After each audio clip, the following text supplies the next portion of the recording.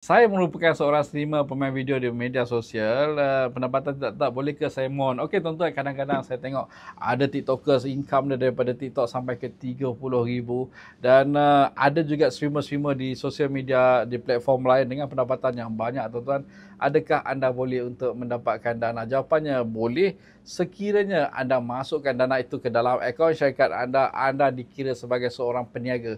Dan sebaiknya anda berniaga lebih daripada 3 bulan ataupun 6 bulan, dan pendapatan anda dalam 6 bulan itu dikira purata untuk 6 bulan, dan kita tengok berapakah dana yang boleh anda mohon. Sebagai contoh sekarang ni ada pinjaman dengan kadar faedah 2% hingga 4% tahun. Sebagai contoh sekarang ni ada dana 100,000 dengan bayaran bulanan RM2,000 sebulan selama 60 bulan saja yang boleh dimohon oleh streamer-streamer ini. Tuan-tuan, streamer juga adalah perniagaan tuan-tuan. Jadinya tuan-tuan, memang layaklah anda untuk memohon dana-dana ini, tetapi caranya kenalah betul bermaksud. Anda kena masukkan wang itu ke dalam akaun syarikat anda, bukan akaun individu anda. Itu saja tuan-tuan. MyLoan adalah sebuah syarikat konsultasi kewangan yang membantu rakyat Malaysia mendapatkan dana daripada bank, koperasi dan agensi kerajaan.